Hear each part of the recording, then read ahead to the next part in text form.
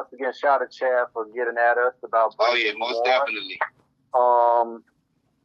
We got a little bit of time. I guess we started off like we always do about this time. Tell everybody a little bit about yourself. We got a lot to talk about. Let's go. Well, shit, man. I've been in the game for 30 plus years. Been in there since the late 1900s.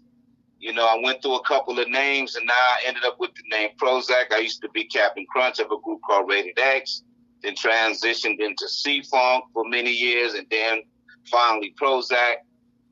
Been producing, rapping, singing, doing hooks and beats.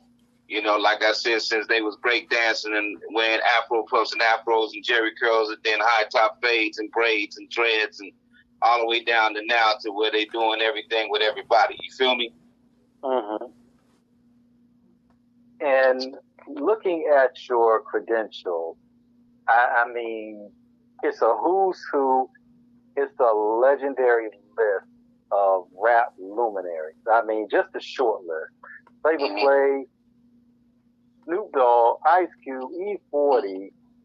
Resume's Tupac. crazy. I mean, that's a Hall of Fame Rushmore off of that alone. Yes, Mount Westmore, yes. I mean, we haven't even gotten into the meat, of the whole, delicatessen of everything that you got chopped up in terms of everything you done served to everybody out there, man. Mm-hmm. Taking it from your journey 30 plus years back, what was the genesis of your genius in terms of how you started off? Started off DJing, you know what I mean? Spinning records and doing house parties and whatnot, and trying my best to stay out of trouble because, I'm from a city where, crime was very high, you know what I mean? And trying to get involved with what was going on in the streets and just try to kick with these beats and just keep the party going with the DJing. So I would DJ all the house parties and whatnot. I wasn't really too into perform and rap myself. I was just more into DJing back then, when I first started, when I first got into it, you know what I mean? Mm-hmm. Now, you were born and raised in the Bay Area, East Palo Alto specifically. East Palo Alto, EPA. And when you think about that time as over 30 years, I mean, obviously, the Bay Area, encompassing San Francisco, East Palo Alto, Vallejo, Richmond, so many legends have come through there. So you watched it from a wee tot all the way to grown man business. Right. In terms of seeing everybody come through. I mean, we're talking about Uncle Short Dog, Richie Rich, a good friend of ours we've had on, the late great Mac Dre, right. E-40. Right.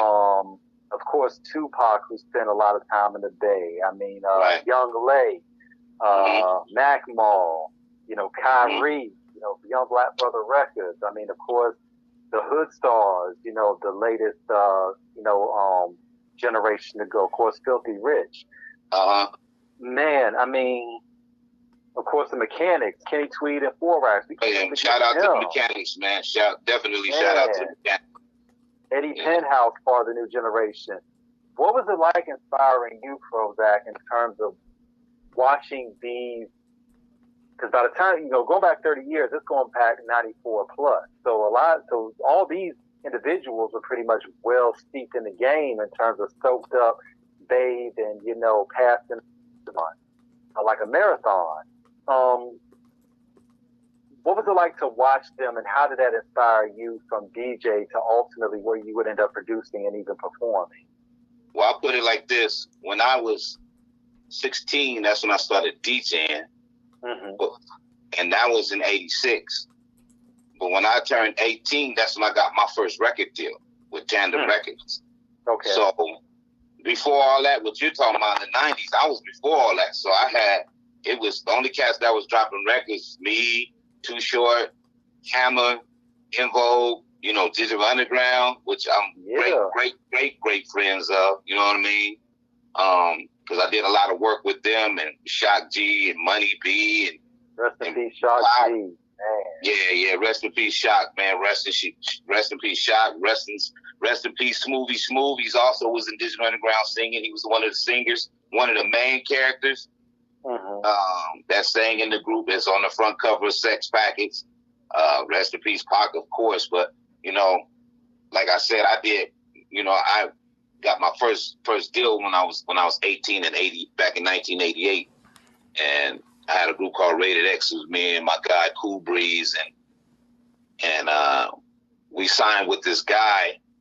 I don't know if you heard of him. His name was Cameron Paul. He was a famous KMEL DJ. KMEL is one of the biggest stations in the nation, and Cameron was remixing. The time he signed me, he was remixing Salt and Pepper's "Push It" in the studio. So he's the one. They had "Push It" at the time, but it wasn't doing too good. So they gave it to Cameron Paul, and Cameron Paul, which the great DJ he was, may he rest in peace. He's the one that played the keys that went do do do do do do. Oh, wow. So I'm in there while he's doing that, and I'm just like, hey, I didn't like it. You know what I mean? Because I didn't like that high energy stuff. But then I told him, because he was my record president, I was so happy to get a record deal. I said, yo, that's just dope, right? And look what it came out to do. Now, that's crazy you just gave us that intel already, so we know this is going to be a bomb-ass motherfucking show. Oh, yeah. Because a lot of people, of course, shout out to the legend Herbie Azor, Love Bug, a lot of people pretty much just when they think of Salt and Pepper and Push It, they think of him specifically, that he basically was a mastermind behind all Yeah, that. he was. Not taking nothing from him.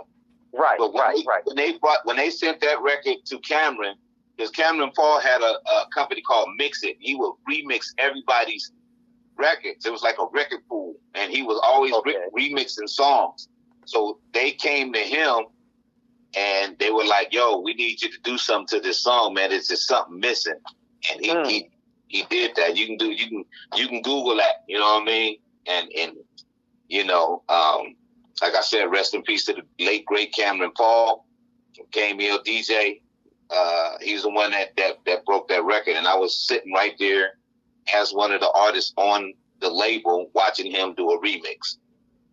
Now, we don't want to get too far ahead, but we also want to get the backstory on this too, because this is an East Coast group that sends it over to the West Coast to have this done.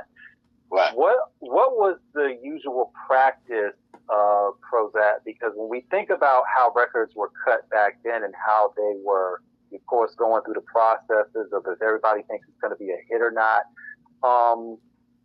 Usually, how does that work in terms of the label or the people deciding it if there's something going on? And how did it come to the attention of your mans to handle that? In terms of why did they decide he was the best man to do it? Now you gotta understand. Like I said, he had a company called Mix It, so he'd be remixing all the hits that's on the radio. And doing, you know, he was the one that was putting intros, long intros. He was like one of the first to put long intros in songs, and then they go in. You know how DJs put that, like that 8, 10, 12 bar intro for the song? Right. He was doing that to songs so they could easily mix them in at the club. Because back in the days when you had your record, your song just went straight in. We didn't do them long intros, remember? Right. You know, so he did that. Now, as far as you know, I was a kid back then. You know, I was a knucklehead kid, so I didn't really know the business part of that. So I was just there when he did that. You know what I mean? But looking at it from the outside in now, you know, it's like he was the right person to do that. And he had a lot of influence at KMEL because a lot of artists got played on KMEL. And KMEL was like one of the top stations in the nation. And then also they had Summer Jam. So if you did Summer Jam, you know how the story goes. You in Summer Jam, you really doing your thing. Yeah. Watching that level of genius at work, and you're still young and still getting your feet wet like a toddler on the beach before they become before they learn to swim. When you see the processes in terms of that nascent experience that you had being new to it, what did you learn about the ear, technique, and most importantly, execution and distribution when it finally gets to radio and seeing people rock with it? Okay, so, you know, when I would watch him, you know, I didn't, like I said, I knew how to play piano and keyboards, but I know nothing about studios. You know what I mean? I knew how to go in there and tell them I want this record to do this. but not to get off your subjects, to lead into that. No, go ahead, please. When they signed me, you know, we didn't have a producer. Okay. So we was just having, you know, records and, you know, having people loop them and whatnot. So when they asked me who produced it, I didn't even know what the word meant. I said, I produced it. They said, okay, well, how long do you think you can make an album? I said, give me a month. So they put us in the studio because the CEO owned the studio. He said, okay, do the record and have it done at the end of the month. So I had to learn how to make beats and record in 2 weeks. And then I had another 2 weeks to record that album. Okay, Dre's marathon studio sessions have nothing on that shit that they put you through in 2 weeks. Oh yeah, dog. So I had to learn the Casio FC1. I had to learn the MPC 60. I had to learn the Mini Moog. I had to learn the Juno 106. I had to learn the Fostex reel to reel. This wasn't no ADATs and no Pro Tools back then. You know what I mean? So I had to learn the reel to reel, and we only had 16 tracks to record on. Ooh. You know what I mean? Work right there. I had to learn all that, bro, in 2 weeks. You know what I mean? And so learning that and then watching him, I watched him because, you know, I could always remember stuff. I would watch how he move around, what buttons he would click and what sounds, and I would just like kind of like watch him. And I said, okay, because I got a tone for music. You know, I got a good ear for music, so it wasn't that hard. You feel what I'm saying? Right. So when they got to doing my album, I recorded an album called And Then Came Rated X. You know, that was the name of my group. The name of the album was called And Then Came Rated X. And it was me, Captain Crunch, and Cool Breeze. And we dropped it in 80. It was supposed to drop in 88, right? Mm-hmm. Well, it was supposed to drop in October of 89. Okay? And the week we got it, we got our records. It was all in the warehouse. And then we had that 89 earthquake. Yeah. And it broke every record and cassette. Now, this is before CDs. CDs weren't even out yet. So they broke every record, every CD. I mean, every record, every tape we had. So we had to wait and get it repressed again and to re-release again back in December 1989, January 1990. Mm-hmm. And by then, that's when CDs started coming out. They started saying, hey, we got this new technology called CDs. We're going to put your music on now. Can I cuss? Yeah, go ahead. Oh, okay. Like, I mean, it makes my teeth wet. I don't want to disrespect nobody, you know what I mean? No, you good. So, yeah, you were thinking, like, what the fuck is going on with that? Yeah. What the fuck? CD? What the fuck is a CD? You know, that was talking, you know, Japanese, you know, Japanese arithmetic to me, you know what I mean? Right, right. And so we dropped that album and dropped the CDs and the tapes again and started getting it out there to the radio, started making a lot of noise. We dropped 5 singles off that did really great. And it was on from there. Yeah, that 89 earthquake was no joke. That was kind of the way y'all guys was affected, kind of prevalent to how RZA was affected when he lost a lot of his best work to that flood. Right. It was horrible, man. That was, I ain't never experienced nothing like that, bro. That was, I just knew I was dead. I said, okay, we're gonna die. We're gonna die. You know, I said, I'm holding on to the clothesline in my backyard. My legs are in the air floating like an American flag, brother. Yeah. For 15 seconds, too. It was a 15-second earthquake, and it tore that place up. And the funny thing about it, you know, a lot of people don't understand with those tectonic plates. I mean, when you look at how earthquakes come, earthquakes don't run for like minutes at a time. Usually a earthquake can run maybe around between 15 and maybe a minute and a half. Right. But the damage it can do in that time when that place shifts, once everything, the foundations get shook, I mean, it can bring down, because it's a domino effect once it starts to hit something and everything else goes. Brother, if you don't believe in God, you're going to believe in God after the earthquakes, bro. I'll tell you that. You're going to believe in somebody. Absolutely. Yeah. Now, when you think of, now that time of when you all are putting out that independent product, there's another guy, a legend, that we highly love and respect. You know, I think you heard of him. You know, Earl Stevens, you know, that guy from Vallejo had a group. Yeah. Cody Waller. Yes.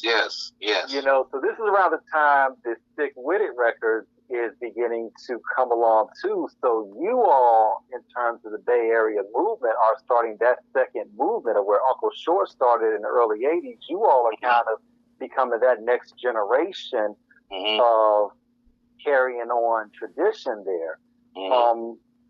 You all obviously had a name, and if everybody knows the Bay about the Bay. The Bay is 2 words. Hustle and muscle. Right. You know, so you all were like really moving with it. What was it like to see, well, first off, what was the reaction to y'all music once everything started to really jump off and y'all were going with it?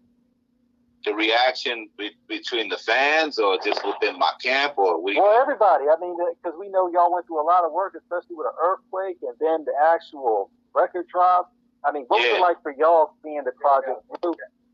It was wonderful, man, because we was getting played on the radio. You know what I mean? I thought, you know, I just knew that was it. You know what I mean?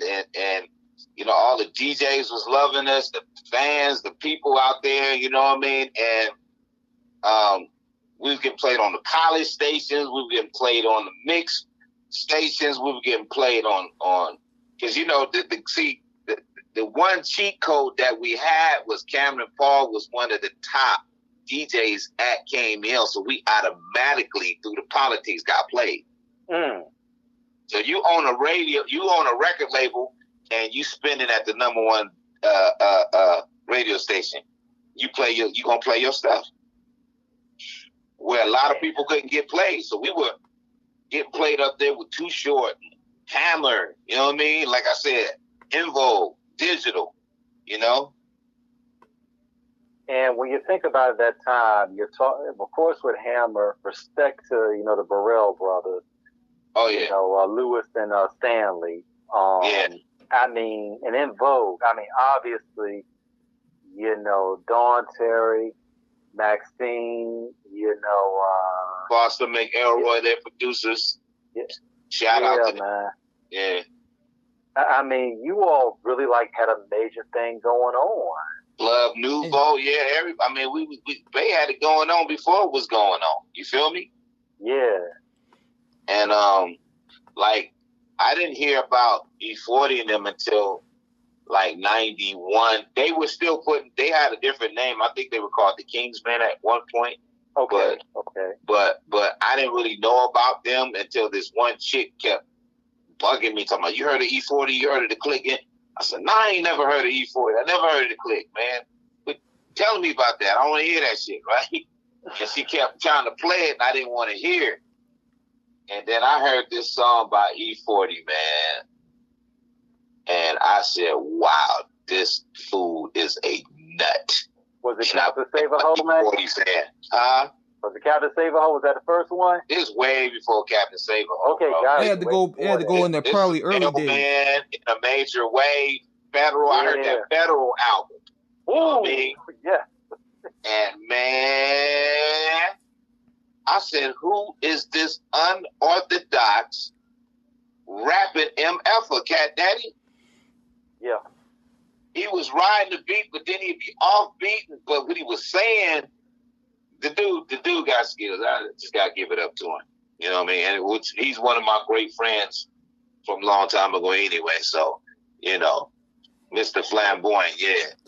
Yeah, man, I think it's also too the production style, because y'all had that mob, they call that Oakland mob funk type sound. Yeah, that was, you know, he from Vallejo, so that's a little farther down from Oakland. You know what I mean? And like I said, I'm from East Palo Alto. I'm closer to Frisco side. I'm on the west side of the bay. You know what Stanford is? Yes, sir. Stanford University. Go Cards. Yeah, we're on the bad side of Stanford. I can walk out my house and ride my bike to Stanford College in 30 minutes and go on campus and get arrested. You know what I mean? It ain't want no niggas over there. You know what I mean? But it's all good. But yeah, they you know, they had that. Vallejo had its own sound, and then Oakland, everybody had their own sound, but it was still a Bay Area sound. Mm-hmm. You know what I mean? Because people was taking from this and this and that, and you know, this is before we all started getting together and knowing that we can get together and make some beautiful music together. You feel me? I mean, when you think about that time, Pro, and you're looking at what was happening, E-40 was coming along, Hammer was well established with one of the first two Diamond albums. Him and Vanilla Ice both had the first two 10 million sold. Right. So did you realize with what you were all doing, your crew, them, not only were you putting on for the town, but did you all realize the type of historical impact that you all were going to impress upon the masses? Put it like this. Mm-hmm. I don't know if you know, so you mentioned Flavor Flav. That's my cousin. Oh, wow. Yeah, so I was already carrying boxes and touring with them before I was even really into the music. And back then I knew music was going to do what it's doing now because of the shit they had me around. You feel me? Because I used to, like I said, when I took interest in it, I used to, you know, beg Chuck and Professor Griff, man, let me just rap, let me just freestyle, man. Go ahead. Sometimes they would, sometimes they wouldn't, but you know, and then I'll come with a demo and, you know, I'll get some game from Professor Griff. Griff was telling me like, yo, you got to be more open-minded. And then my cousin Flav would listen to some shit, you know, and be like, oh, you got to do this. And I kept going back, but they seen that I was ambitious and I really wanted to do it. So, you know, they'll be in Oakland, and they'll go do a show in San Jose, and then they'll go to, and I'm 17 years old. You know, it's now started taking liking into rapping and shit, you know. Because like I said, I was DJing at 16, and I got my first record deal at 18. So in between that, I was taking the interest. So they'll go out to L.A., I'll go steal a car and go and follow the tour bus. You know what I mean? Jerry curl and all. Oh, and wow. then when I get out there, they be like, hey, how'd you get out here? Like, yeah. What flavor? Yeah. I got to bring flavors. Woo, this out. You know what I mean?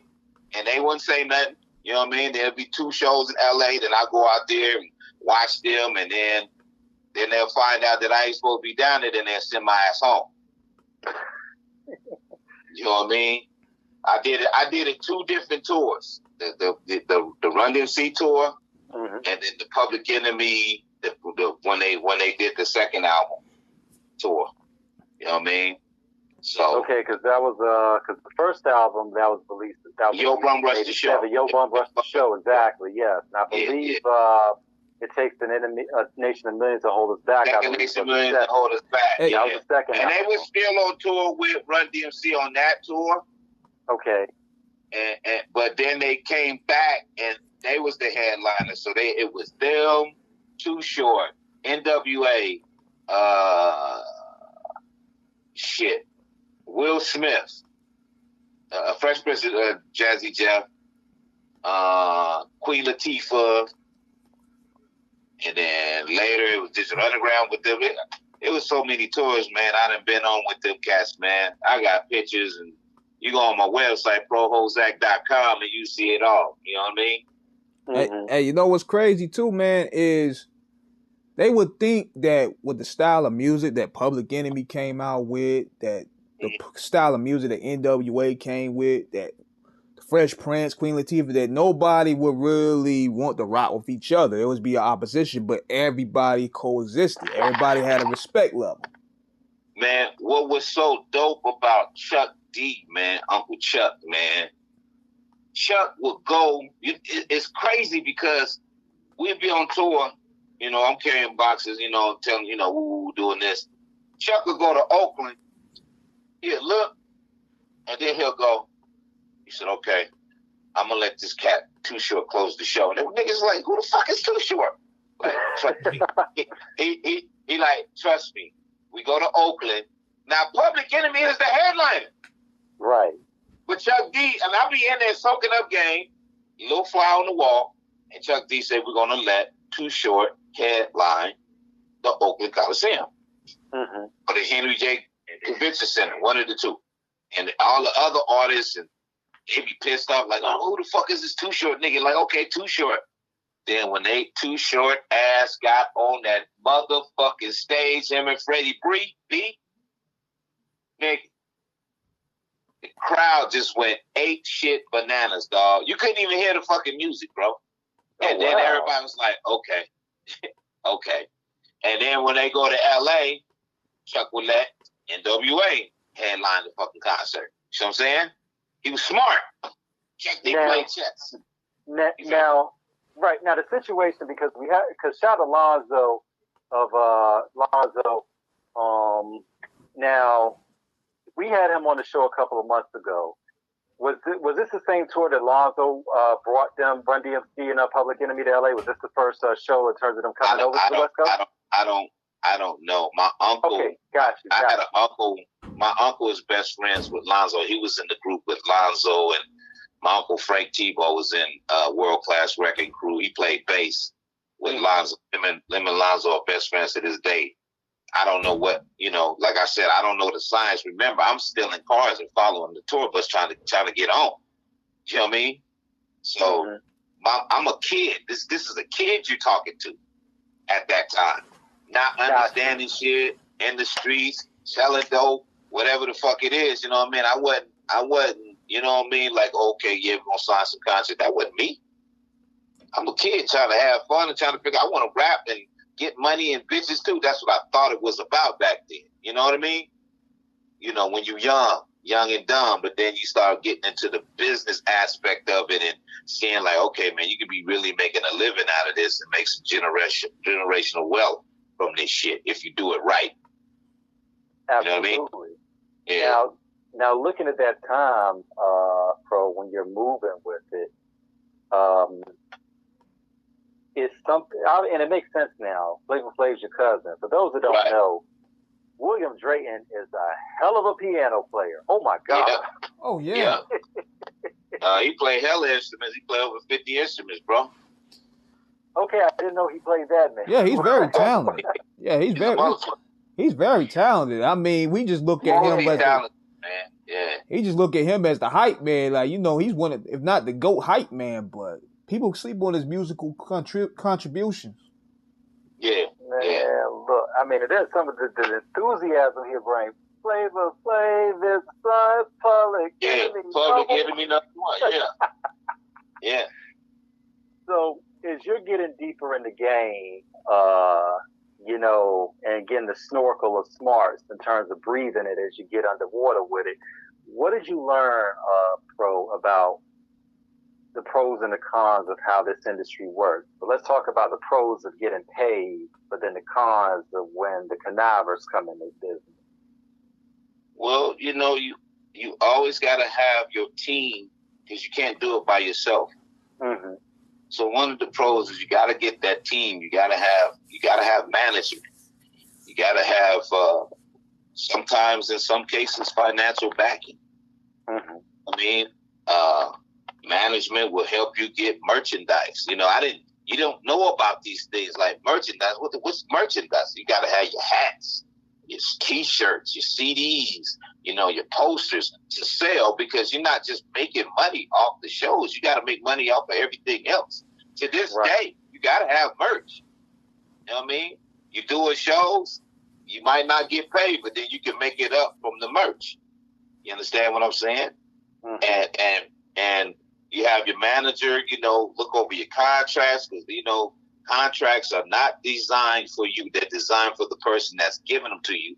You got to get your staff and your legal department to change out what needs to be changed out to benefit you so it can benefit all parties. You understand what I'm saying? It ain't like y'all don't know that, but those that's out there listening, tell you, what's up with your cat, daddy? You got to have that. You understand what I'm saying? And and you talking about the harsh realities of the business side. My follow-up question, you being a producer and everything, tell us about how the sample laws changed hip-hop for the most part for you guys as producers. Well, remember that big lawsuit with Biz Markie? Yeah. That's when it really hit. They was trying to put him in jail for that shit. Because, they hated rap anyway. You know what I mean? So, basically, they were trying to, if you look it up, they were trying to put him in jail for sampling. It was on his second album. Yeah. And it was so, they started cracking down on sampling, because I was a sampling addict. Shock G was a sampling addict. You know what I mean? And so then we had to switch it up as far as, wow, they suing cats. They snatching records off the racks. You know what I mean? Because, the outsiders, the right-wingers, they didn't like rap. So anything that'll make them go against it and they got some leeway, they going to use it. You feel what I'm saying? You motherfuckers are sampling. We're going to sue you.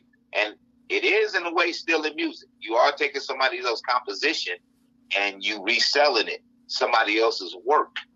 So they had to change some laws to where these cats are get paid, but the people that were getting sampling, they start naming their price. It's like, it ain't up to legislation and all that stuff to name the price. We won't know. I want $1 million. You sample my voice, you sample my bass, I want $1 million up front. So then that's when everybody started camouflaging the samples with instruments. You know what I mean? And making it a little harder to see what the samples were. You know what I mean? And then they find out they slowly start tearing into that, and then they started making people say, you know what, fuck sampling it. I'm gonna just replay this motherfucker. And because the laws on replaying it, you can replay somebody's music. You know what I mean? You can replay somebody's music and give them a percentage, get permission, give them a percentage. You know what I mean? Right. And don't get in much trouble. But if you, the thing is, a lot of these groups didn't want people sampling their shit because they were assholes. But then they started seeing like, damn, MC Hammer, like, can't touch this, right? That's a sample. Rick James was hot. This motherfucker sampling my shit, right? Mm-hmm. But that check came. Hey, take what you want, man. You want some of my brains too, nigga? You feel me? Hey, you can have it all, man. Take my wife, please. You know what I mean? So, your boy Vanilla Ice got tore up for that Queen sample. Yeah. They tore his ass up. You know what I mean? And that doom, that shit. And it's wild. Talking about Ice Baby? Yeah, that's why I was asking that. That's why I was asking that. They tore his ass up. They got sued majorly for that. Yeah, Queen and Queen featuring David Bowie. No, not featuring David Bowie. Nah. Okay, so all right. But I know of course, both of them want to chat together. So whose song was that primarily? What? Under Pressure. Under Pressure. What song was that one? So who was credited as the main artist? Was that David Bowie or was that Queen that was considered the major artist on? It was Queen. Okay, Queen. And the lead singer of Queen was Freddie Mercury. Right, Freddie Mercury, of course, and David Bowie, I believe, he had the second verse on it, didn't he? No, Okay, he did not. He did not. Okay. No. David Bowie had shit to do with that. But okay, got you. Queen and David Bowie is one of my favorite groups, so shout out to them, rest in peace to them, Mm-hmm. Man, but that was wild though, because and also to give our audience further context on what you're talking about with the lawsuit that Biz had, that was going into his third album, I Need a Haircut, and that was the Grand Upright Music versus Warner Brothers of 1991. Yeah, and that was this song was like, Romeo and Juliet, right? No, it was Alone Again Naturally by Gilbert O'Sullivan it was just a friend, and that's where it all started from. Okay. And that was where the whole, funk began in terms of it. Like you said, we're going into a time, of course, this is some could say, music historians could say this was kind of maybe a continuance of what Tipper Gore started in the early 80s with the parental stickers. And then that Tipper Gore's parental advisory stickers came out in 1993. Okay, got you. I'm a product of that. Got you. Because my 5th album had to have that on it. And that was wild, man, because then you're seeing in a country that had in the first 10 amendments of the Constitution, known as the Bill of Rights, free speech is guaranteed. Right. So, but yet and still, we're looking at a culture that was, if we really look at it, was birthed by the 80s when it was, kind of going full tilt. You can even say hip hop in the 80s had been going back 30, 40 years before that. It's just coming into prominence now where it becomes more of an urban edge that is explaining the plight of black and brown people, and it's becoming more explicit because the streets oriented. So obviously there's some and then you got to understand, during that time, like I said, the right wingers didn't like rap. They were making so much money, and then it started crossing over to the kids, to white to the suburban communities. And now you gotta see, when Tipper Gore initiated that parental advisory sticker, who were they aiming for? They were aiming at the ones that were making the most noise was 2 Live Crew. Remember? They made that sticker just, you had NWA and all that, but 2 Live Crew, when they was getting too nasty, explicit, that's when they said, okay, we got to put a sticker on it. Now, putting these stickers on it, they thought that it was, the parental advisory was going to stop the sales, but it drove it to the roof. They drove it to the roof. You know what I mean? So anytime and then, you have people protesting and, Al Sharpton and all them, protesting and breaking records. It's like, motherfucker, y'all bought this shit. I'm getting paid. You just bought all my records just to crush them in front of me. So you just paid me, idiot. Yeah, Calvin Butts was running over the CDs with the steamroller. Exactly. Instead of just coming and talking to me like, hey, brother, is there any way we could make some clean music or whatnot? Nah, they want to do stupid shit. So, that was just no communication. It just, I don't know if it's publicity stunts or was it really to make a change in the music game and try to shield the harmful lyrics from the kids. I don't know. If anything, it made hip hop more popular. yeah, you have kids cussing even more. You know what I mean? So, whatever, man. Like my wife said when she left me, it is what it is. Yeah, man, now you all, Pro, were coming up in that time where, like you said, not only was the hip hop becoming more prominent, but in terms of the lawsuits that were coming in terms of, I believe it was, and it fails me in the moment in terms of that. But I know Luke's case was eventually resolved, I believe, in 1993, 94. But that was, he been fighting that for like 4 or 5 years. Yeah, end of 93. Yeah. Yes, sir. When you look at everything, you all were really trailblazers in terms of really fighting for the right. Shout out to Uncle Luke. Yeah. And the whole crew, man. Of course. Yeah, shout out to Uncle Luke. 2 Live Crew, man, they rest in peace. Marquise. Man, rest in peace, brother Marquise and Kid Fresh Ice. Yeah. Kid Fresh Ice, and lot of that shit, man.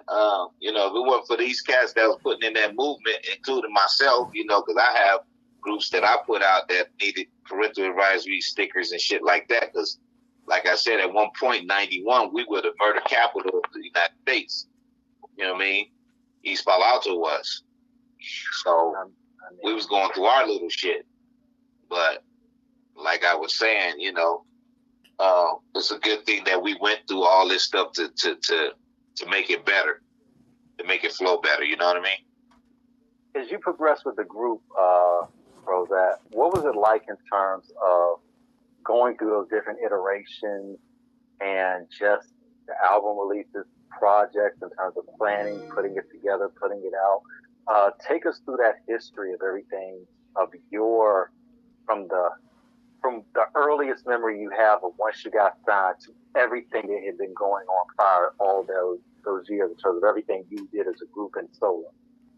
Okay, so recording had not much time to learn the facility and to push out the product. Once it was done, and do your pictures and artwork. And back then they didn't have computers. They had computers, but they weren't doing what they do now. So a lot of graphics was done with printing and rolling and pictures, and you got to cut the pictures out and do all that old crazy shit. So that was kind of different. And then once you get your product, you got your promotional copies, and then you got your for sale copies. So you got to go out there. You got to get a street team.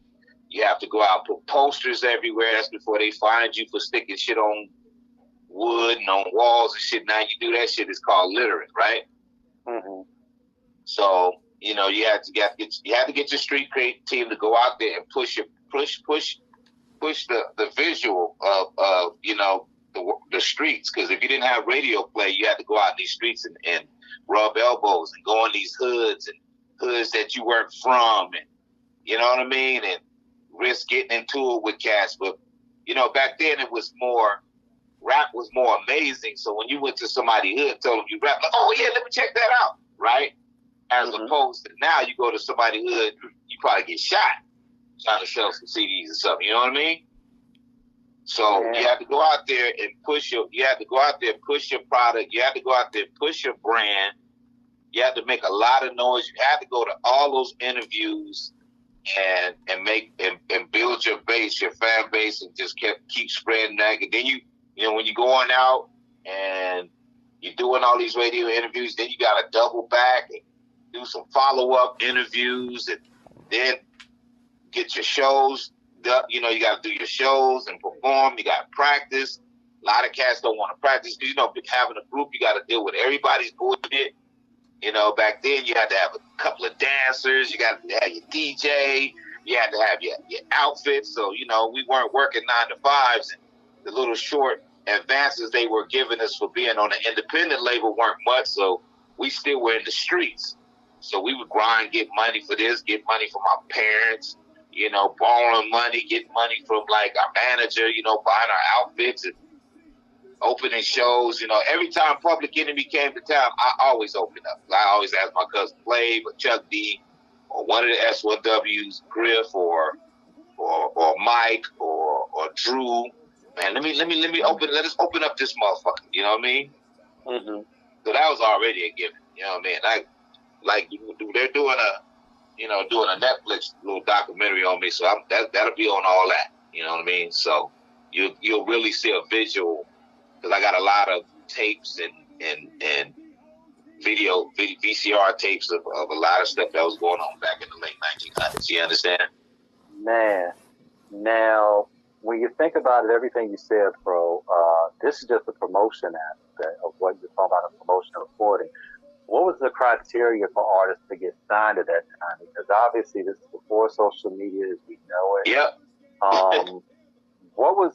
How did it really go for an artist to get on with a label in terms of, take us through that process?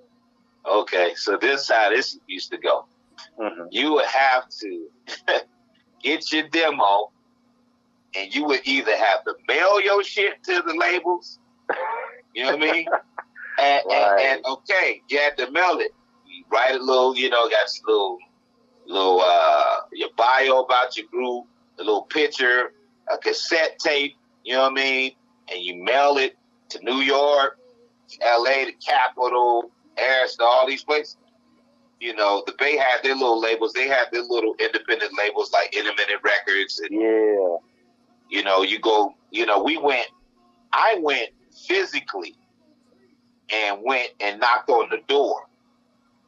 You know what I mean? And said, hey, this is such and such label. Yeah, well, my name is such and such. Here's my demo tape. Let me know if you like it. And then put my phone number on there or my beeper number. You know what I mean? Because we didn't have iPhones and cell phones back then, flip phones and shit. That wasn't out yet. We had the big brick phone, but you get pulled over with that. What you doing with this? The flip phones, the Motorola flip phones with the illegal chips. Yeah, that was $5 a minute, man. You too young, man, with that 8-finger ring. You know what I mean? And all that bling. What you doing, right? So then we rush home, just stay around the phone like grandma, mom, dad, whoever. If you get a call from blah, blah, blah, please don't hang up on them. It's not a bill collector. I just shot my demo. And you will wait for that phone call. And if you don't get that phone call within a month, then you going back to the drawing board. Or you calling up there, yo, this is such and such, man. I want to know if you get our demo. Oh, man, we got about 1 billion demos. They usually throw your shit out as frisbees and shit. Some will listen to it, some won't. You know what I mean? So it's like a lottery, man. You hope if they listen to it, you hope they're not. If they did, but you had to come with some shit. It had to be some dope-ass music because, there's a lot of bullshit out there, too, a lot of garbage. Man, and a lot of times... Oh, go ahead. And not to cut you off, but, when they put that shit in play, if you're not catching them the first 7 seconds, they're taking that tape out and they throwing it. So it would be smart to have a long talking intro and none of that shit, because you probably have a dope ass song. They just I don't want to hear this shit click. And that was your opportunity. You know what I mean? So you have to deal with that. Man, that whole boot camp of the 90s, when we look at hip hop, when we think about all the albums that came out, Cool G Rap and DJ Polo, Live and Let Die, Ice Cube's Death Certificate, Snoop Dogg and Dre with the Chronic, the whole Death Row crew. And that's just a short list. Tupac's Tupacalypse Now. Right. Conscious Daughters, Dear to the Street, Shout to Paris. Those were my label mates, Conscious Daughters. Man. Yeah. One of the hardest motherfucking albums of the 90s. People do not talk about enough. Yeah. Apache, Queen Latifah. It was just a beautiful time. What do you remember the most, PROHOEZAK, about hip hop in terms of the variety and the diversity, in terms of radio play and even R&B too, because it wasn't one-sided. It was everybody had something that was getting played, and it wasn't just monolithic. It was a wide range. Take us through those memories. Well, you had the hip hop, and then you had, which crossed into hip hop R&B. So you had cats that was producing hip hop in the early days, like my homeboy Teddy Riley. Shout out to Teddy, my big brother, who was producing early acts like Dougie Fresh, Kumo, and came out with his guy stuff. You know what I mean? And that was like R&B mixed with hip hop. Mm-hmm. You know what I mean? So that was a beautiful thing. And then, the radio waves got taken over, with hip hop, where it was just flooded, but it was a good thing. You know what I mean? And there was a lot of opportunities. And this is before, we getting endorsement deals with like chicken commercials and shit. You know what I mean? They didn't figure that out yet. Because, as we all know, hip hop dictates the world. Do you agree? Absolutely. Okay. But, just it being on the radio was a beautiful thing. And me being on the radio and then starting meeting more people and start being around people like Digital Underground and seeing what because, I used to always soak up a lot of game, man. I would go hang out with, Dwayne Wiggins from Tony. They had their sound and shit. I'll go over to his house and listen to some shit. I'll go kick it with Souls of Mischief. I'll go kick it at Shock G's house or Money B's house and see what they doing. I was always fudging in gang, in the lab, just watching them do their shit and then try to incorporate it in my shit on how they move. They move a certain way. I try to move just like them, but have my own flavor of doing it. You know what I mean? So it was a good thing that hip hop, especially in the Bay, was blowing up the way it was, because it was opening doors and opportunities for everybody. And then you go on the road, and then you can start employing your friends and getting them off the streets and taking them with you, you know what I mean? Instead of hearing about them dying when you get back, you know what I mean? You could be like, oh man, come on the road with me, man. I want you to a bodyguard or carry boxes and shit, you know what I mean? You know, this cat was a stick-up kid, but now he on tour learning all this shit. He getting interested, and now he want to do management. You feel me? And it's crazy you say that, Pro, because when we think about, and this is no shade, we want to preface saying this. When you said about helping everybody out, Hammer is probably the most prevalent example of, and everybody knows the story. We're not going to spend too much time on it. Yeah.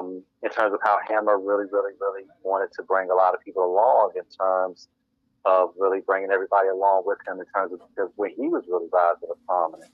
Right. For what he did for the town, of course, you were part of that as well. How big was that for really showing what you all had as a collective? Because you all were going to inspire the next wave. You know, Tupac, you know, was still, you know, then a dancer with Digital Underground before he would drop his debut, I believe, in November 1991. Of course, you know, Mac Mall, Ray Love, you know, the whole Young Black Brothers Records Collective. I mean, this is like the people that are following behind y'all. Right. What did it mean for you all to really be recognized as being the hot spot of hip hop, or you representing your side of the coast? You mean like in the Bay, right?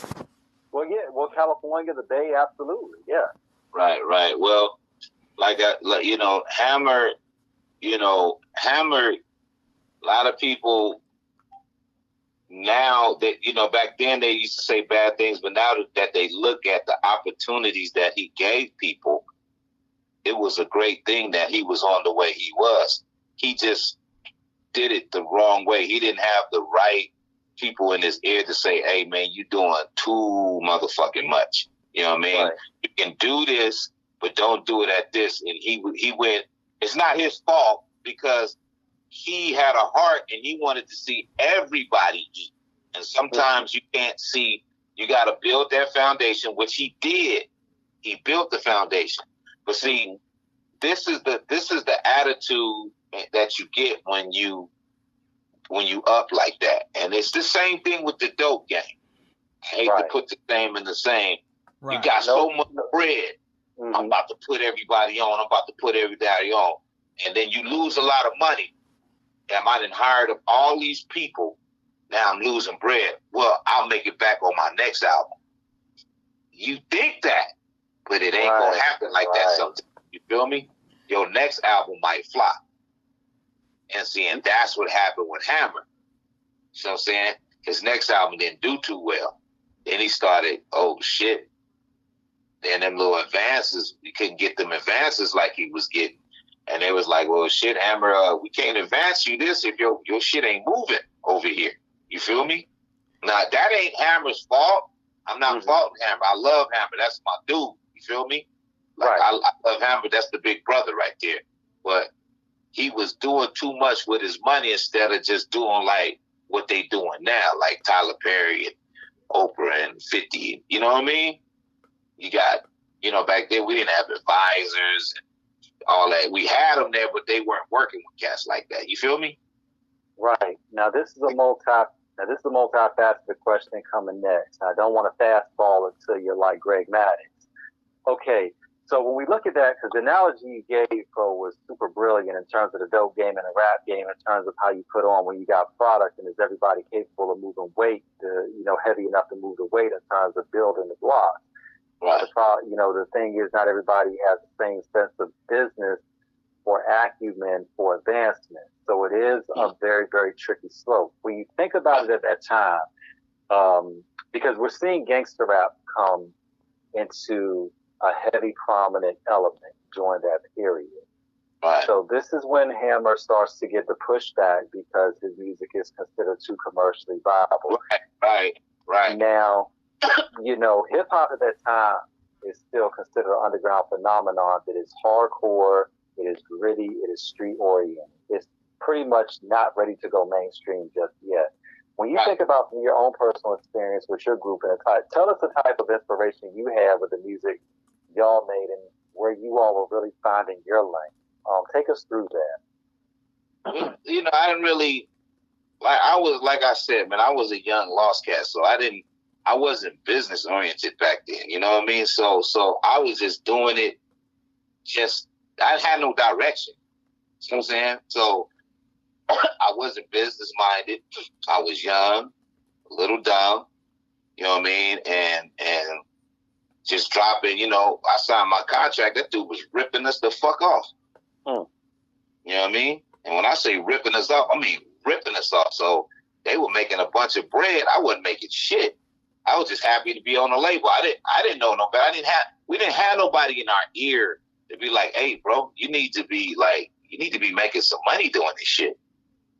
You see what I'm saying? This is before I started going out and producing cats like 40 Short, Pac, and you know what I mean? This is me. I'm producing my shit, and then I got my crew of homeboys that I'm putting on.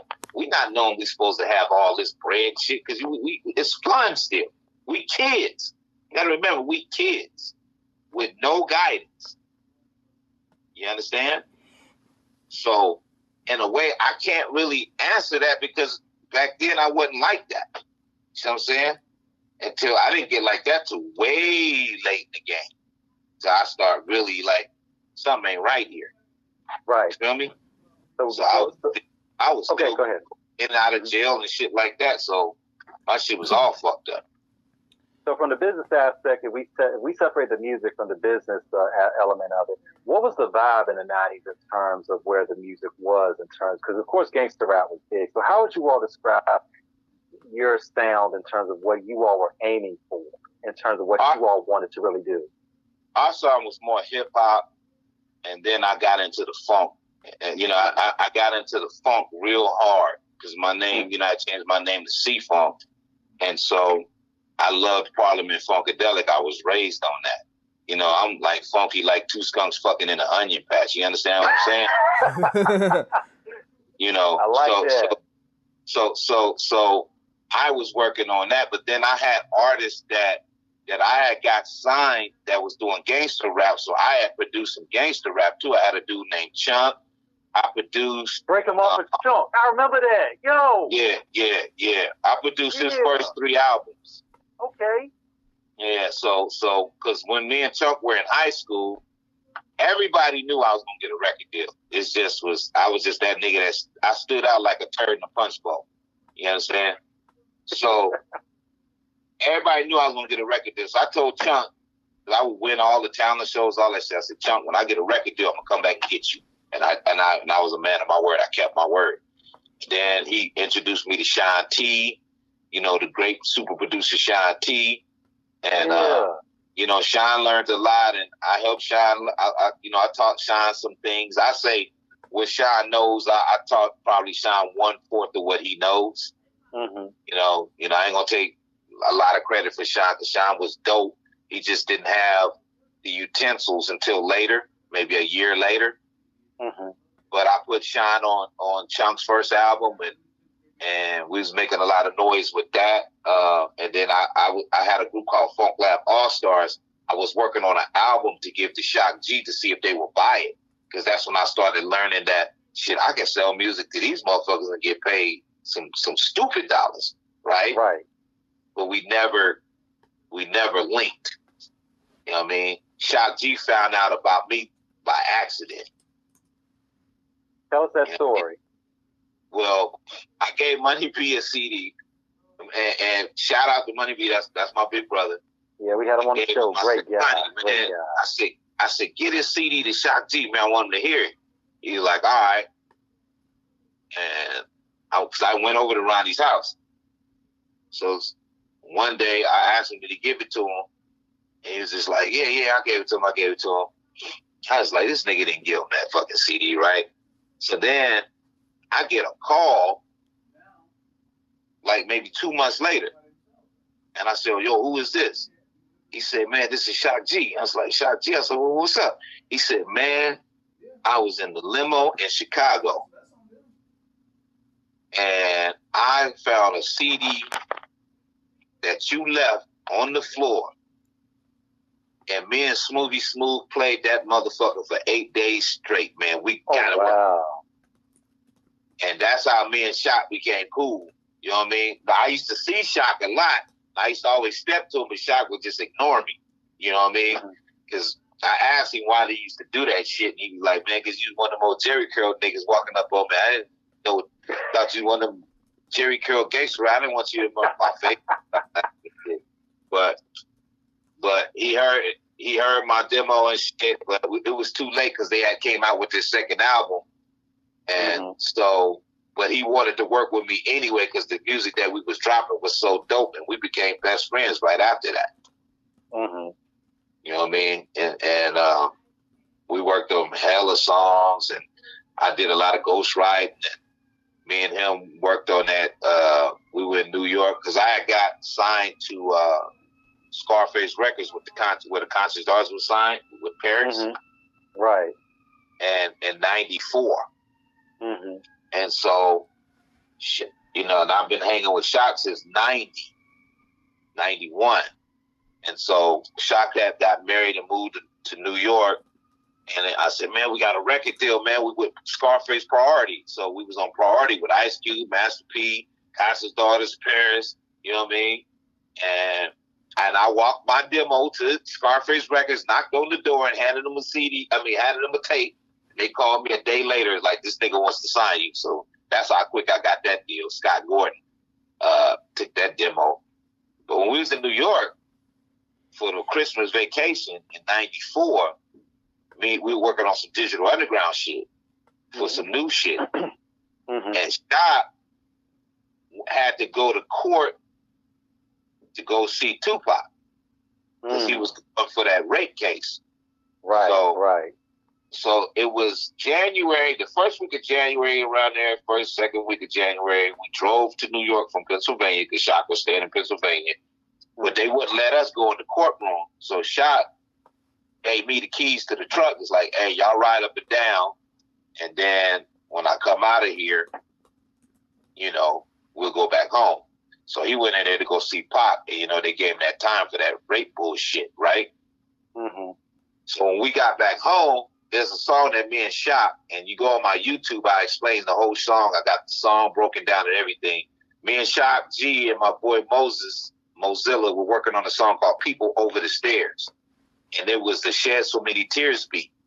So I did the the drums and shit. You know what I mean? So, but it was called People Over the Stairs. So then Shock G said, man, let's get this beat to fucking Tupac. You know what I mean? And I said, shit, I don't give a fuck. Fuck it. You know, the homie, you know, he about to go to jail, whatever. Woo-woo. So Shock took what I did and a little what he did, and he added the and all that extra shit. Yeah. I did the harmonica. Yeah, the harmonica. That was a sample from, I think, from Stevie Wonder. Okay. But the bassline frogs, I did that. Okay. And I break that story down on YouTube. Okay. Then had a hit after that. Looking at that, I mean, that's incredible because, I mean, for you to break it down on YouTube and for you to give us that history on the show, I mean, this is gold. I mean, because I don't think not enough people know about this, the backstory behind it. Yeah, a lot of people would doubt it, but when you see how I break the shit down and how because I still got the files from the song. I did it did it on Shock G's MPC and his Casio. You know what I mean? Because we were in the Poconos in Pennsylvania, and he had his equipment downstairs, and you'll see how the song is broken down. You'll see how it goes. Like ours is a little slow, but it's the same keys, the same notes, the same everything. And the song Money B actually released the song maybe about 4 or 5 years ago on Digital Underground Lost Files, because there's a lot of songs that didn't come out on the Digital Underground, so they just made a Lost Files CD after Shock died. And People Over the Stairs is on that Lost Files. So it's called Digital Underground Lost Files. And the song is called People Over the Stairs, and you will hear the Shed So Many Tears beats before it got broken down to what it sound like on pop shit. Did you ever have a personal interaction with Pac, working with Pac in the studio? No, I got it. First time I met Pac, me and Pac almost had a fight. Me and Pac, I was in Sacramento with Chuck D. Chuck D told me to carry these turntables, Terminator X's turntables, back to the dressing room. So I picked them up and I was walking with him, and I had this thing this shield over my face. And Pac walked up to me like, "What the fuck is this on your face, man?" And we was at each other's throats like what, nigga? He was like, "What, nigga?" And we was like, and then Chuck was like, "Man, why you always trying to fight?" I said, "This nigga started this shit with me." Right? So we arguing, so they break the shit up, and then I go off, and then when I come back, Money B was out there, so then Pac looked and was like, "Okay, I guess this nigga's cool." You know what I mean? And then we didn't get into it after that. Then after that, you know, Shock will be with Pac, and we'll go over Shock's house and watch Amateur Night on the Apollo on Saturdays. And Shock and Pac would come to my house. We'd be digging through the records, just fucking around, but we didn't work on no music. We just was fucking around. Like the first time I ever smoked a blunt, Pac rolled that shit up. I ain't what a blunt was. Now, it's crazy, Pro, when you mentioned Showtime at the Apollo, because this is a testament to Shock G's genius when they came on there. When they came out as a question mark crew. And unknown rappers. Yeah, the unknown rappers, exactly. Yeah. I remember that shit. They totally like flipped it, and then, you know, Shibby Shibby Coco Kiss Me Back. I'm like, man. That was dope, because we would watch Amateur Night at Shock's house. Mm-hmm. You know, while they were multi-platinum artists with the Sex Packet shit, we'd just go over to Shock's just to bullshit, fuck with some music and just chill. You know what I mean? He stayed in Emeryville at these high-rise apartments on the 6th floor, and it'd be me, my buddy Denny, Shock G, and Pac, and Mac Moan, and we'd just be watching, just smoking weed and watching Amateur Night, just clowning and laughing and shit. You know what I mean? It was a family thing. You know, it wasn't always about music and shit. You know? That time in the 90s, what would you say just about the era of hip-hop in terms of where the era was, in terms of just the vibe, how the creative process was on both coasts, in terms of just how records were marketed, and videos? Take us through the video history in terms of how you all would do videos and just the creative process behind that. You know, as far as the videos, you know, you would get with your director. They'll come with the storyboards, and the treatment, and they'll listen to the song. They'll say, "Okay, we want you to do this. We want you to do that," and they'll pretty much take it, and take what you did and what your music and put a vision behind it. Now, as far as Digital Underground, Shock G was animated. Money B was animated, so most of their videos, they'll come with their own concepts. Like, you know what I mean? Like, Do What You Like. That was the most dopest, craziest fucking video I've ever witnessed. You feel me? That shit was bananas. You know, it was just a live party at a hotel with just everybody going crazy. You know what I mean? And you know, some people could put out, like De La Soul, they'll put out what they want and what their vision, what they see. They have vision like that, and some people just let the directors do it. You know what I mean? You give, and the videos was hell expensive back then too, man. And you know, you're dealing with film, and you didn't have playback. I mean, you didn't have visual playback, so you would have to wait till the film got developed to even see what you did, to see if the scene happened. A lot of times that you would shoot a whole video and the film got exposed, you have to shoot it again. Mm-hmm. You know what I mean? And you know, those are the type of the early days of filming videos. That's how that went. You know, still overall it was fun. You know what I mean? And at the same time it was working, but more fun than working. You know what I mean? I mean, when you look at guys like Charles Stone III, Peter Spira, you know, shout out to Peter, you know, wife, Kelly. We had Pete on the show last year. I mean, this was an art form. I mean, of course, shout out to Tupac, rest in peace, what he did, with Matt Mall's Ghetto Team, Right. He killed him. He murdered him. Like I said, the cats from Digital, man, they were next level. You know what I mean? So, they were visual. Geniuses. Shock, genius. Pop, genius. Money B, genius. Saphir, genius. My best friend, his name was Jay-Z at the time, but he's Jay Beats, who's my best friend now. He was the DJ too, along with Fuse, and he's also the drummer, who's a multi-producer that produced for Dre and Exhibit, and all that shit. To this day, he was visual. You know what I mean? So, like I said, like you said, what Pac did with Mac Dre shit, that was genius. He had a vision. Plus, Pac been around all that acting and going to high school. Right. Yeah. Now, when you think about how it was covered too, Pro, obviously the Bay Area had things, moving and shaking.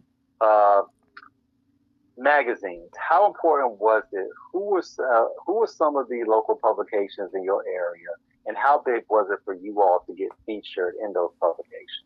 Well, magazines, that was the social media. That was the physical Instagram, the MySpace, all that shit. You know what I mean?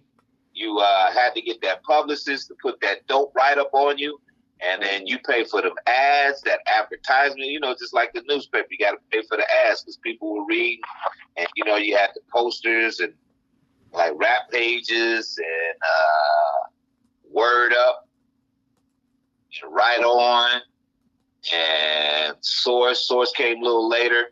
But you have the main ones, and everybody read that to see what was the next thing going on. You know what I mean? You really needed that because that was the social right there. That was your internet. That was your YouTube. That was, even though it was on paper, but that was your social media shit to find out what's going on, who's what, and what's going on now.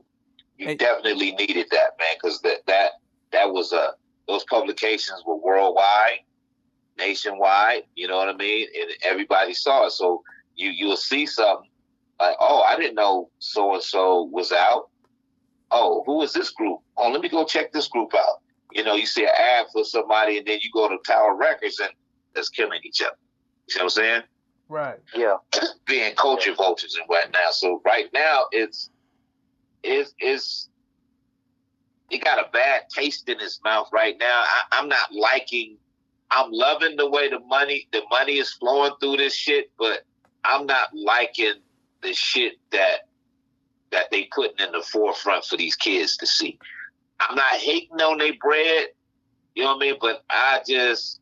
but it's got mold in terms of how it's being made. Oh, my God, man. It's the shit. I never thought that I would tell my kids, hey, and I just told my son, 2 days ago, hey, turn that shit off. That is shit. I never thought I'd say that. And I said that in high school. I never, my grandmother come in there, hey, man, turn that shit down. That public enema shit, you know what I mean? All that, I said it's rated X. I don't care about no raising X. And I don't want to hear about no raising X. You know what I mean? I said I'll never be like that. And here I am like that. So they hear it like we hear this bullshit now. This shit's horrible now. Yeah, and when we think about what's going on in the game, Pro, we grew up in the days of Spice One, E-40, Too Short, Wu-Tang Clan, Tupac, Salt and Pepper, Queen Latifah, Biggie, Arrested Development, name it on, brother. Arrested Development, it was a balance. Razzcast, Chino Excel, rest in peace. Right. We grew up in an era to where it was, and don't want to get on the soapbox, but I got to stand on it. When we look at the diversity of what we listened to coming up, it was a wide range. And it was something for everybody. Everybody, our musical education was honed by that diversity.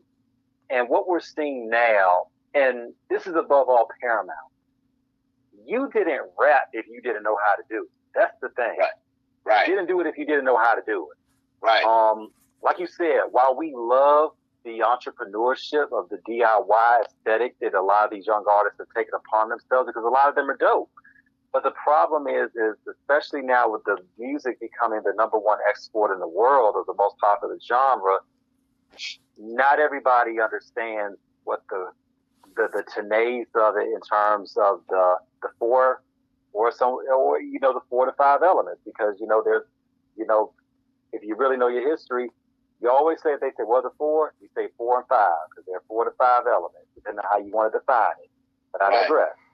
But when you look at it, not everybody should be in. Even if there's hardcore today, everybody on the show will tell you, I'm a huge Griselda fan. I love Griselda. That is like, Griselda to me cannot get played enough on the radio, but they don't get radio play. Right. It's that payola. Yeah. And payola was a dirty word back in the day, because the DJs got a chance to break the records in if they felt it was good. Now you have where there were independent radio stations, independently owned years ago. They are corporate owned, which by proxy means they're in bed with the record label, which means the record labels directly are giving them a playlist. This is why I do not listen to, I know it's going to be controversial what I'm about to say. That's why I don't listen to black radio, because it's the same thing I hear over and over again. It's a joke. I'm like, it's like, aren't y'all going to play anything different? Okay. Let me give y'all a little insight if you didn't know this, okay? Go ahead. You know how you would, and shout out to Lil Wayne, all right? You know how when he was bubbling, like after Lollipop, it was just little fucking Wayne? Right. Okay. And then you be like, look, I'm trying to push my record, and y'all not moving Lil Wayne over so I can get my shit in the slot? Like, what the fuck is going on? Well, how can I get in? Like my shit's hot. Right. And then, how the fuck y'all just play Lil Wayne? Like, he just played a song ago. He's 3 songs in a row. Right. These 3 songs in a row. Like, what the fuck? Let me tell you what happens. Okay. This is what the labels were doing, and this is what I found out. Okay. This me being, this would be another story, but I used to be in the rock group Sugar Ray. We plan to have you back. It's okay. Go ahead. Okay. Shout out to Mark McGrath, DJ Homicide, my peoples, baby. Right. The CEO of Atlantic, Reprise, his name is David Kahn, great friend of mine. Mm-hmm. All right. He produced all of Sugar Ray's hits, all of their platinum hits. All right. Mm-hmm. He was a record president, and he was my good friend. I used to stay in his guest house, right? Right. He told me, and I do quote, I'm doing an interview. Who is that? Hold on for a second, y'all. Absolutely. Right. We are live and direct with a brief interview. Yo, so, are you there? Yes, sir. We're here. So he told me, he said that Lil Wayne, let's say Lil Wayne, he's getting played. You're wondering why he's getting played back to back. You know how they have commercial space? Mm-hmm. All right, you play a song, and then you got about 4 or 5 commercials. And those commercials last about 10 minutes on the radio, right? Or 15 minutes. Right. The labels will buy that commercial space. Instead of paying a commercial, they'll have them play the music. So they'll pay for that commercial slot and play music instead of the commercial. That's how these motherfuckers were getting played back to back to back to back. Because all that commercial space, that shelf space was getting paid for. That makes sense?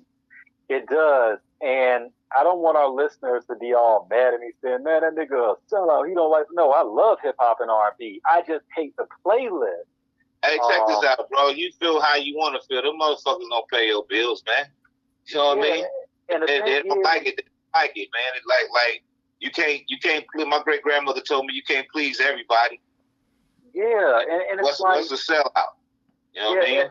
Yeah, and the thing is, it's like because a good friend of mine, I will not mention his name, but in Hampton Roads, Virginia, a very good friend of mine, and he's a local DJ, and there was, obviously we're not going to put people out there, but there was an art. I was in touch with a label, with a label representative who was trying to get one of his artists out, and he was asking me what could I do, and I was like, well, I'll just talk to some people and see what I can do in terms of getting the music out. So I hollered at my man's about it, and he was like,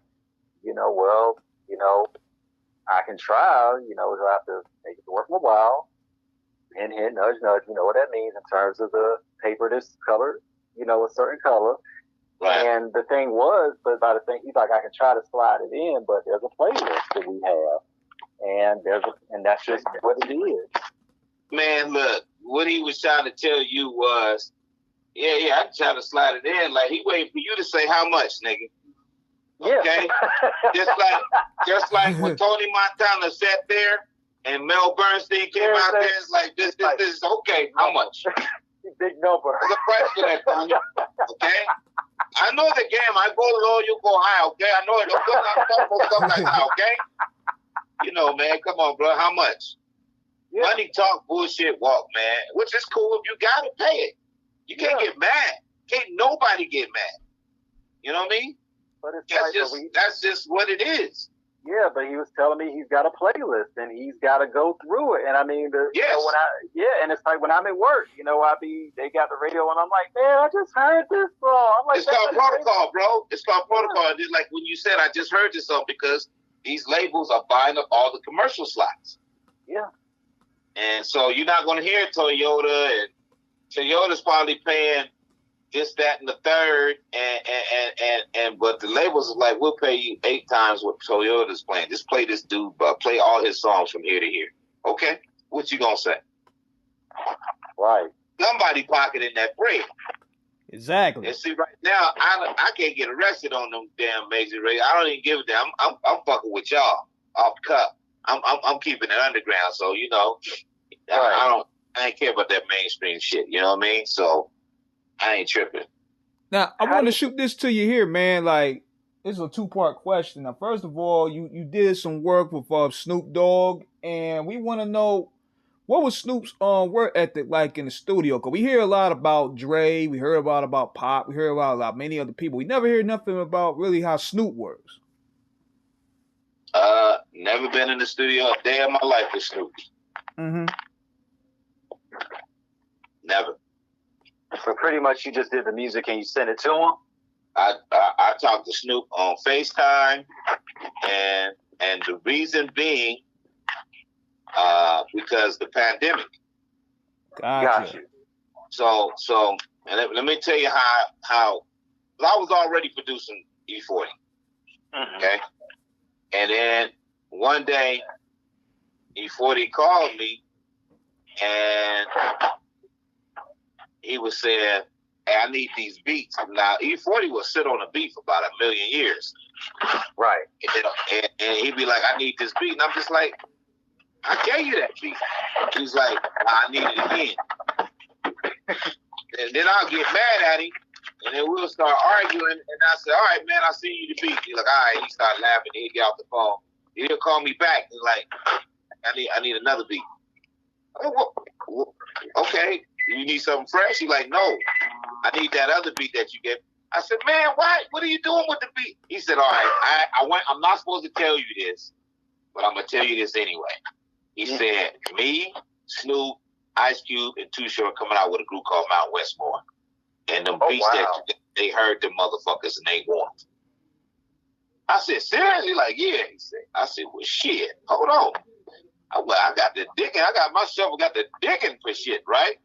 Mm-hmm. So then, they started recording and shit because, I did a lot of shit.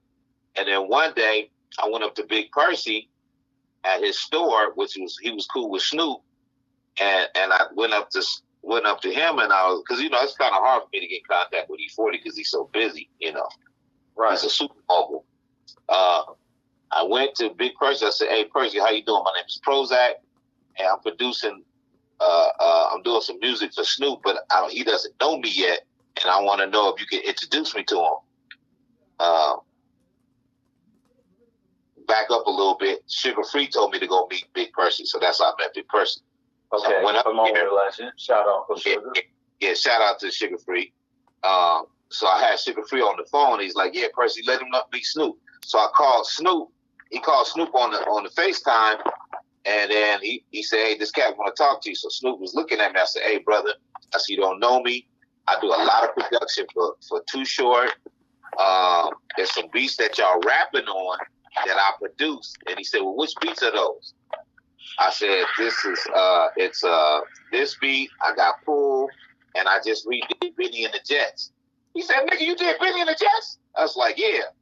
So he looked at me. He started smoking some weed. He looked at me again. He's like, "Fuck them niggas, make some music for mom, cuz." I said, "All right, man." So it's such a Snoop thing he would say. Snoop got to working. And so I started sending Snoop some shit, and that nigga was just loving that shit, bro. But you know, it was during the pandemic, so I couldn't go down there. So we would work off the FaceTime and the internet. And I sent that brother some hits, man. And man, I'm gonna tell you something, I'm still eating off them motherfuckers, bro. I did Roaches in My Ashtray. I did Say It With Your Booty. I did Get My Money, which was supposed to feature Mo 3, but something happened with that. And then I did like 5 or 6 Mount Westmore songs, but 2 made the album, but the other ones are going to be on the future of Mount Westmore songs, which in turn had me start doing more and more shit for them, and they'd be calling me like, "Yo, we need you to reflip this," because, you know, I'm the king of the reflips. I play it like you hear it, you know what I mean? What was it off like? the cuff, I'm talking to y'all. Shit. That's right. And we appreciate it. I mean, PROHOEZAK, what was it like knowing that your shit really got that far to where you have, I mean, you've been working with legends, but to have Snoop stamp your shit, what did that mean to you? I wasn't tripping on that. I'm going to be straight up with you. I ain't cocky or nothing, but ain't nobody fucking with me on this shit. And I knew once that motherfucker heard my shit, it was on. And that's what happened. You know what I mean? Like I said, I'm funky like 2 skunks fucking in an onion patch, bro. You know what I mean? And all I needed was that right motherfucker to hear it, because they knew the shit that E-40, because me and E-40 and Sugar Free had a hit song that I did that's still playing to this day called $19 Lap Dance. Man. And that's me on the hook and on the beat. You know what I mean? And so they don't know, they couldn't put my face in the person who made that shit. And when they found out I was the dude, then it was on after that. It was on like duct tape. Man, look, and it was straight sticking to the ears of the listeners, man. Man, it was on because, like, one day, Too Short called me just to see what I was doing. I said, "Hey, I'm going to send you something. I want you to put 2 verses on it and send it back." He sent it back. I fucked with it a little bit, gave it back to him. I said, "You got a hit." He was just like, "That's all right." I said, "No, nigga, you got a hit." So if you look on Snoop's Instagram, Snoop had every rapper you could think of in the studio. DJ Quick, Exhibit, all these cats, man. They was all in the studio, about 20 rappers. Too Short came in there and played that song. They went fucking ape shit. They played that song 22 times in a fucking row. It's the song called "I Ain't Gonna Do It." And I said, he called me back. He said, "You see?" I said, "I told you. Don't tell me you see. I told you I made you a hit." And he started laughing. And then Snoop called me. He said, "Hey, PROHOEZAK, you better make me one of them kind of hits, man. I'm gonna fuck you up." I said, "What?" He said, "PROHOEZAK, I'm not playing with you. I want one of them hits, man. You gotta make me one of them hits." So I said, "All right, I'll make one for you." And that's what I did, Say It With Your Booty, and sent that to him. And he did so good with that song. He did a jean commercial with this company called G-Star Jeans in Germany. And boy, I'm still eating off that shit, bro. Not to be bragging, nothing like that. I'm just happy that if you did the work, you deserve to be rewarded. Looking at your career on the production side, what was the inspirations for your productions in terms of the evolution of what you ended up doing from then to now? How would you mark that track? Well, you know, of course, Parliament Funkadelic. That's one of my, you know, I'm a funk head. You know, like Bertie Worrell and Gary Schreider and Bootsy Collins and, you know, Roger and Zapp. And then, you know, and then listening to that all my life, and then watching producers sample that from Eric Sermon to you know, the Bomb Squad, being in the studio watching Hank Shockley and Keith do that shit for Public Enemy and shit.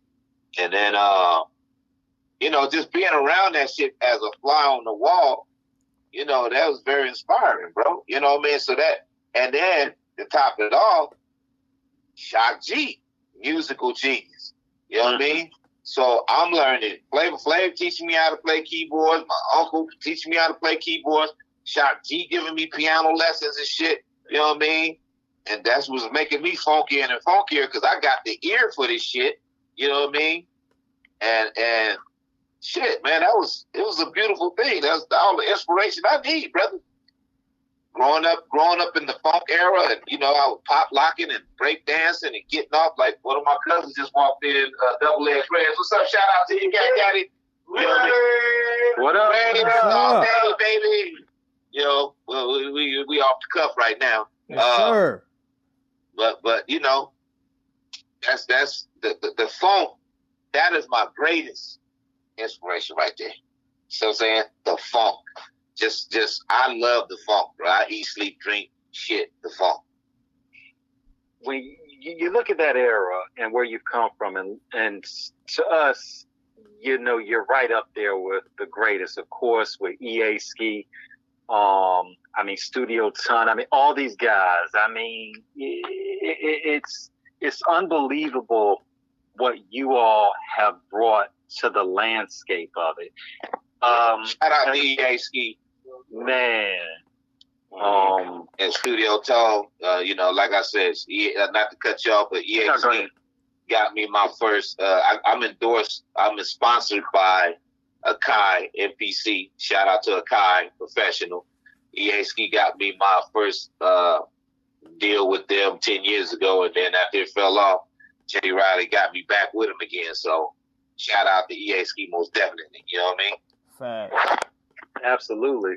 When you look at the West Coast today, bro, who are some of the artists on the West Coast, Northern and Southern California that you fuck with? That I fuck with heavy? Yeah, there's like some of the new artists that are like really coming out doing their thing. I don't, you know, I ain't really fuck with no new artists yet. You know, I was getting into that.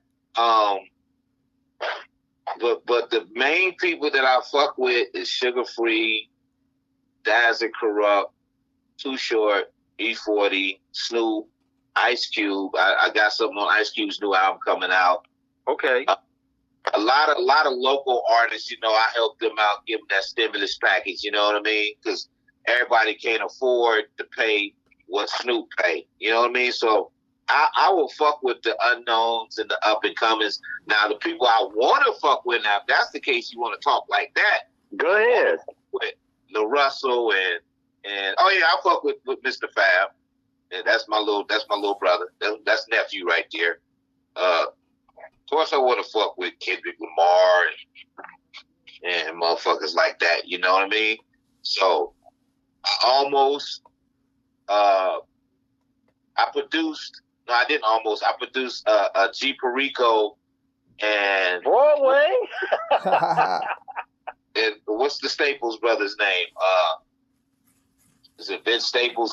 What's Staples. the other? Yes, sir, Vince Staples. Vince Staples. But they were on E-40's track. You know what I mean? So it's called You Ain't Saying Nothing. They don't even know that I did it. So when I get to them, I'm going to introduce myself to them like, yo, you know I did a track that y'all on. Young T.O. out of the Bay, he's on the track with E-40, but the cat don't know that I did the beat. You know what I mean? You'll hear PROHOEZAK music on the tag, but they not putting that face to, okay, you PROHOEZAK music. Because like you stay with the magazines and shit, you know, out of sight is out of mind, and I don't go out too much. You know, I'm a single dad, just taking care of my kids and shit. You know what I mean? Right. That part these nuts. And that's dope, man. I mean, now you and E-40 go back so many years. From a producer many moons. To see Jupiter grow up and do his own thing and becoming a legend now. That's nephew. How does that feel to watch him grow up and do what he's doing now? I love it because E-40 had me go over there and show him some things, but he was already seasoned, so it wasn't really much I could show him. You know what I mean? Right. So, you know, we chop it up for a second. I'll go over there because I used to stay around the corner from 40. You know what I mean? You know, about 10 years ago. So I wanted to show, you know, Droopy some of the shit, but Droopy was he used a different program than I did, and he had a different style, which was dope as fuck. So I'm just like, I can't really teach this dude nothing. He got his own style, and it's just as dope. Right. I can turn this down and put a EQ on that, but I can't tell this youngster he's dope. And I love what he's doing. Droopy's some next level shit. That's why I stay relevant, because I keep my ear to the streets and what's going on. So I adapt to what's going on now, and I kind of put it in my shit. I don't steal it. I just kind of stay within the circle of what's going on now, and not being stubborn like, nah, man, I'm gonna keep this West Coast or this East Coast, keep this sound. And you stay at old head, and they gonna treat you like one. I mean, Facts. You could be an old head, just like Bootsy Collins. Okay, he got a new single that came out a few days ago. It's him playing his shit, singing his shit, but he rapping on some trap shit. He's singing on some trap shit, and this shit is funky, man. You know what I mean? You gotta take that new, take some of that old, put it together, make some gumbo. Put it together like butt cheeks, baby. Hey, now I want to shoot this question to you right here, man. You being what is the importance behind mixing and mastering these music? Because you know we hear a lot of cats talk fly stuff on these records, but the mixing be awful. I'm like, how you talking Clarity, man. million dollar whips and cars and homes, and yet your shit is mixed terribly. You gotta have the right mix. You gotta have the right engineer. Just because you can do beats and shit, that don't mean you can mix that shit down. You know what I mean? You gotta have it mastered. You gotta put, like I was telling this one cat, you gotta put your money. You gotta invest in yourself. Don't cut corners on yourself, because if you cut corners on yourself, that's how your career gonna be cut. You know what I'm saying? So you gotta pay for that engineer to mix and master your shit. Go to the best. Spend that money. You know what I mean? Because you gotta have the EQs. You don't want it sounding too muffled. You don't want it sounding too muddy. You don't want the highs going hella high. You don't want the bass like just where you can't hear the vocals. You know what I mean? Gotta have that perfect mix and have that engineer to do that. Unless you know how to do it yourself, because I engineer my own shit. I mix and master my own shit. You know, so but it plays a major part, dog. Because if it's nasty, you might want to hear that shit. Now, PROHOEZAK, there's one collab that the culture needs. You have to give it to us, and also because I have a crush on her too. You and Kamaya need to get together and do a track. Look it up. Let's make it happen. You and Kamaya got to get together, man. Because don't talk about it, about it, man. I wear 23 hour deodorant, so I can talk to y'all. Man, because she is like really putting on for Oakland, man. I mean, it's like, but look that shit up, man. Look that shit up, man. I do, man. If y'all can plug it, I'm down. I'm down like 4 flat tires. Hey, you know what we got to do. Huh? I was talking to my partner. We know what we got to do. Let's make this thing happen. Absolutely. And you got my phone number, you got my email, my everything. I give you my baby mama number, and I don't even talk to the bitch. You understand me? Absolutely. Let's put that in the deck of cards, man, because you know. Absolutely. Yes, sir. Yes, sir. I mean, the history that you have, you know, is incredible. Obviously, you're welcome back anytime. Yeah. We definitely got to have you on for part 2 because the project, you know, you and Chad have, and we definitely want to talk about that. Oh yeah, because that's you know, if we could elaborate on what's going on now with Chad and I, if you don't mind. No, please. You know, Chad is the CEO of the company. He's putting, you know, he's behind the muscle behind that. I got a project that's called Artificial Ignorance. Mm-hmm. And my single that I got out now is featured Too Short and the Yin Yang Twins, and it's called What About Me? Mm-hmm. And basically, I just got tired of dating females that be telling me to spoil them and get me this, get me that. Like, what about me, bitch? not to say that they all that, you know what I mean? But that's the name of the song. What about me? And I mean, that's definitely a setup for part 2. You know, it's a slapper. Yeah, and exactly. We heard it, and I mean, it's incredible. And it's I think, you know, for when we do this part 2, you know, we can talk about the relation, how the perception of relationships has affected the music, and where messages are, and also, you know, where as men we have a right to speak on things too. You know, right. Where a lot of times people look at it when us men speak on situations as misogyny. I'm like, no, misogyny is bashing women and hating them. No, we love women over here. We love filet fish. Right. You know what I'm saying? Right. But by the same token, we want to be clear that when you're dealing with a woman, things should always be equations, 50-50. I spoil you, you spoil me. It can't be one-sided. Right. Absolutely. Right. I ain't always got to break the bag, man. You know what I mean? What about me? You know, I like money. I like shoes. I like cars. I like pig's feet. You know what I mean? I like pig's feet the way cocaine would say it. You know what I mean? Yeah, man. So it's like, you know, that's definitely something that we got to elaborate on. When you think about, but it's definitely something when you look in closing, we've enjoyed this. Your history is incredible and distinguished. It is legendary in terms of who you have been able to work with and how you've touched the masses with everything you've done. Yes, shameless plug, tell Uncle Short, tell Uncle 40. We would love to have them on the show if they got the time. Yes. We would love to have them on. You know, once again, thank you, Chad, for this. Chad. Appreciate you, man. We had to wingle it the best way possible. Baby. The #1 journalist. Absolutely. You know what I mean? I mean, we're gonna look. We got to go ahead and throw in that support for his Louisville Cardinals. We got to see what they're gonna do this year. You know what I'm saying? Y'all got to come to the Bay.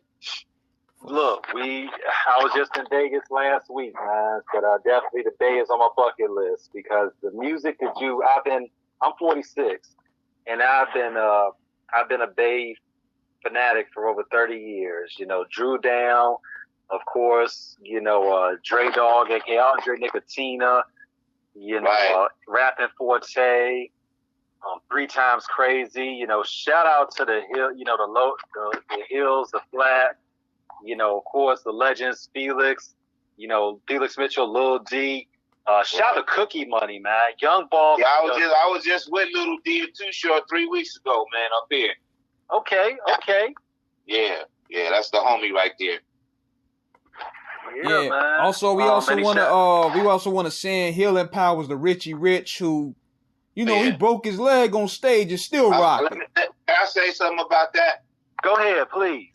That shit that motherfucker did was I put him in the president of the All Man Club for that, dog. Yes. Motherfucker broke his leg while he was rapping, fell on the stage and rapped about his leg being broke. And hey, hold on for a second. Hey man, I know y'all see that I'm over here on a radio interview. Quit calling me, man. I'm live right now. These motherfuckers is watching me talk to y'all. Niggas sitting there calling my fucking phone. Hey, motherfuckers do that shit. But anyway, yeah, that shit was genius, man. He started freestyling about his leg and get a nurse and call the woo this, and he was on beat, and they was trying to touch him. He was like, nah, don't touch me. And he was flowing flawless like the shit. It was so perfect. It was so fucking perfect that you thought it was part of that. Shout out to La Russell. Shout out to fucking Richie Rich. That shit was genius. Man, Richie Rich, we had him on the show twice, man. Love Uncle Rich, man. He gave us so much game, man. He's a legend. Certified. He gamed up, yeah. Yeah, man. 100%. Yeah, man. I wanna, let everybody know. Could I put a plug out there, man? Sure. Please do. Okay. So first off, I want to say that my album that's coming out, it got Too Short on it, got Ice Cube, Corrupt, Daz, Sugar Free, Shanti. My boy that did I'm in the building, I'm feeling myself, you know what I mean? Drew Down, you know what I mean? I got some hitters on this album, and this album is slap. And anybody that's want to check me out, they can go to PROHOEZAK.com. That's www.PROHOEZAK. That's PROHOEZAK.com. It's spelled PROHOEZAK, but it's pronounced Prozac because the hoe is silent because the power's in the pimping. If y'all looking for motherfucking beats, y'all can go to my website, beatslappers.com. That's BEATSLAPPERS.com. And I got the stimulus package for the beats, you know what I mean? Instagram is Prozac. Give me a holler for $1. I'll do some things for some change. You understand me? Man, and with that being said, like Teddy Riley would say, shout out to the homie Teddy Riley. What y'all got for me? Straight like that. This has been incredible. Thank you so much. You're welcome. Thoroughly enjoyed this. And we'll be in touch. You got our numbers. You got our IG, man. Hit us anytime. Whether it's business we locked or in, just bro. shoot the shit, man. Let your fingers do the walking, man. Hook that little collab up. I'm down with it, man. Let's do it. Let's work, man. So we appreciate you joining us, man. All right. King, sound us out of here, brother. Thank you again, Prozac. Yes, King, sir. Take us out of here. On that note, thank you for chopping it up on this impromptu way of doing business. We're going to have this show definitely on YouTube and all other platforms. Thank you once again, Prozac, for joining us. And we out. Peace.